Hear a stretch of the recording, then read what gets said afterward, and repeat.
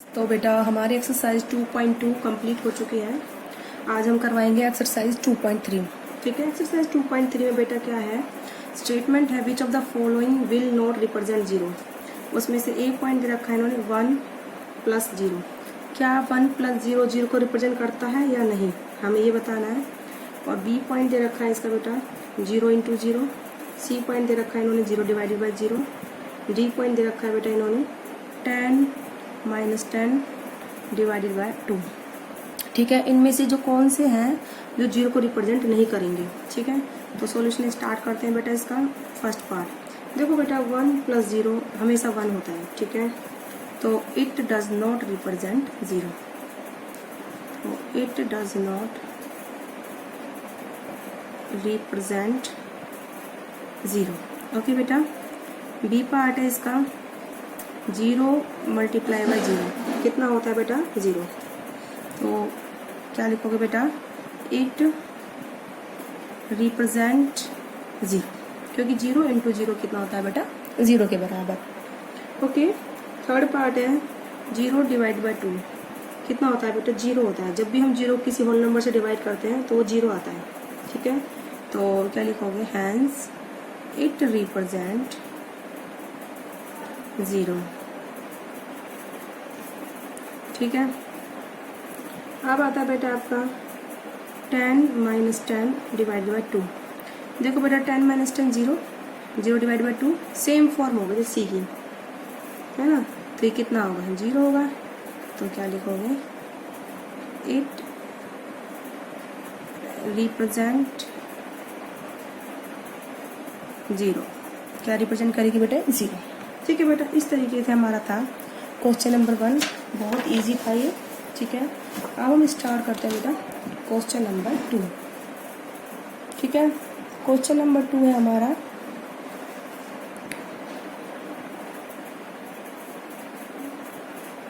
Let's start.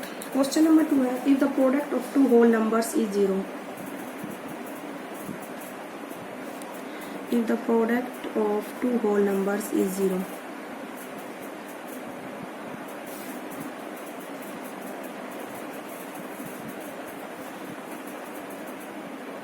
कितना है बेटा 0। तो can we say one of them या both of them will be 0। Can we say one or both of them will be 0। ठीक है, या उनमें से एक या फिर दोनों क्या होंगी 0 होंगी। Now start solution. देखो बेटा, 2 नंबर्स का प्रोडक्ट 0 होगा तो वन ऑफ देम डेफिनेटली 0। तो इसको लिख लीजिए आप, if product of 2 whole number is 0।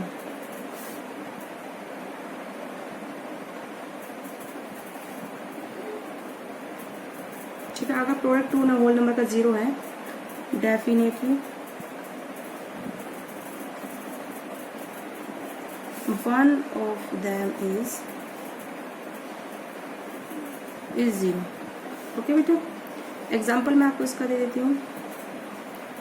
जैसे आप 0 को मल्टीप्लाई करोगे 3 से तो कितना आएगा 0, या फिर आप 15 को मल्टीप्लाई करोगे 0 से तो 0। किसी भी नंबर को आप 0 से मल्टीप्लाई करोगे तो क्या 0 आएगा।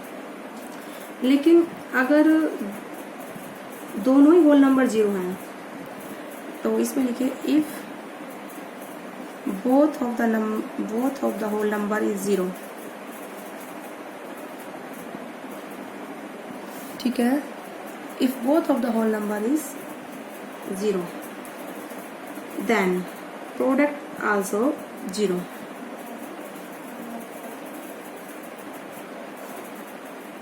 will be 0। देखो 0 × 0 कितना होता है 0। ये एग्जाम्पल हो गया आपका। ठीक है, तो ये आपकी स्टेटमेंट क्या है, product of 2 whole number 0 then one of them और बोथ ऑफ दैम इज 0। ठीक है, तो आप लिख दो, yes if the product of 2 whole number is 0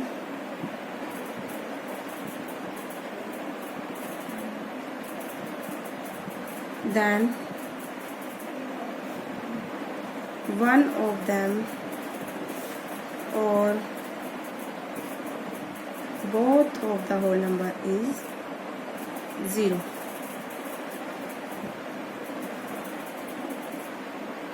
ठीक है बेटा, इस तरीके से आप बेटा इसको सॉल्व करोगे। अब हम चलते हैं नेक्स्ट बेटा, क्वेश्चन नंबर 3 बिल्कुल सिमिलर है, वो आप खुद करोगे।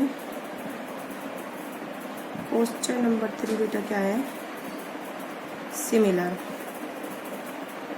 Do by self. ठीक है बेटा, आपको समझ में आया। अगर 0 को आप किसी भी नंबर से मल्टीप्लाई करो तो 0 आता है, अगर दोनों 0 को मल्टीप्लाई करो तो भी 0 आता है। तो किसी भी प्रोडक्ट को 0 होने के लिए डेफिनेटली एक नंबर हमारा 0 या फिर दोनों क्या होना चाहिए, 0। ठीक है, अब है find using distributive property. Question number 4 है बेटा, फाइंड यूजिंग डिस्ट्रीब्यूटिव प्रॉपर्टी।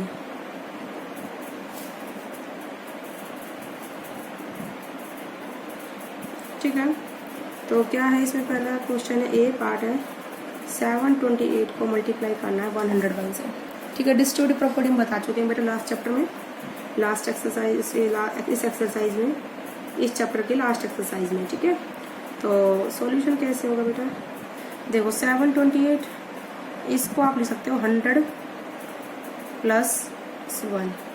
कोई प्रॉब्लम बेटा, वेरी इजी। अब इन दोनों से मल्टीप्लाई करो 728 को, तो 728 × 100 प्लस में 728 × में 1, बहुत ईजी हो गया अभी ये।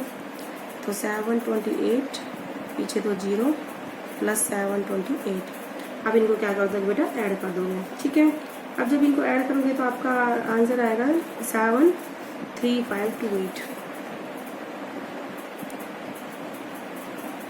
ठीक है, आप ऐड कर लेना इसी को, देखो 28 8 और प्लस 7 15, 2 + 1 3 7। ठीक है बेटा आंसर। ठीक है, इस तरीके से आप सोल्व करोगे इनको।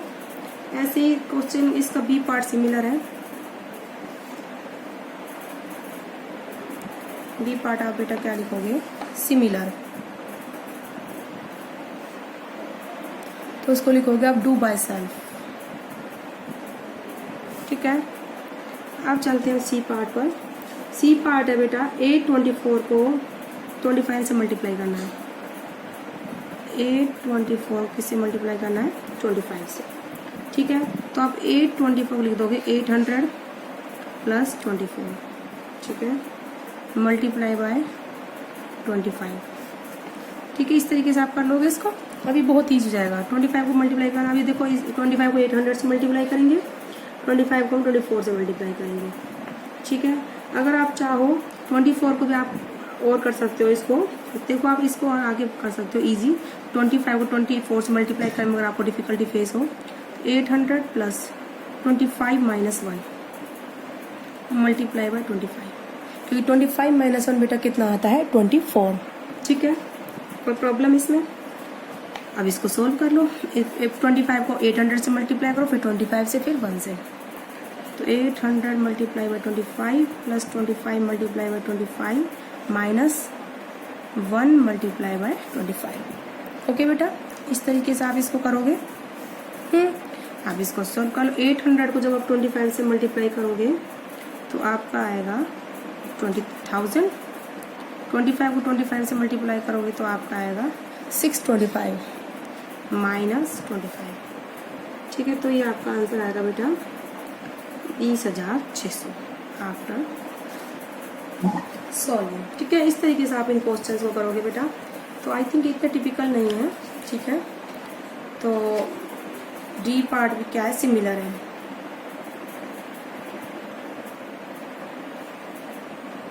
Do by self. ठीक है, तो आपको बेटा याद रखना है, आपको उन नंबर्स को करना है। 824 को इसको ब्रेक ऐसे करा हमने, 800 + 24, क्योंकि 25 को हम मल्टीप्लाई करें वो बहुत इजी होता है। 25 को हम ब्रेक करके करते क्या, 824 बड़े नंबर से मल्टीप्लाई करना पड़ता हमको, तो इसलिए हमने 824 को ब्रेक करा बेटा। ठीक है, अब है इसका ई पार्ट।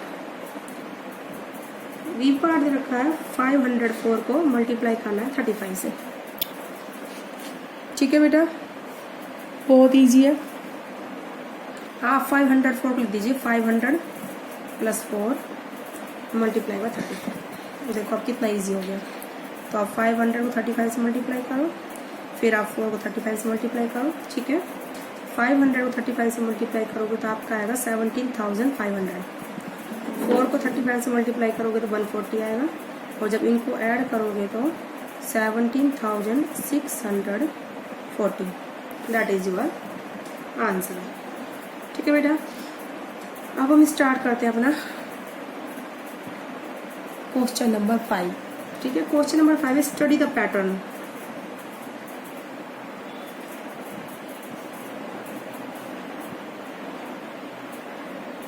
ठीक है, पैटर्न हमें क्या करना है, स्टडी करना है। तो इन्होंने दे रखा है 1 × 8 + 1। ठीक है, 1 × 8 + 1 इज इक्वल टू 9।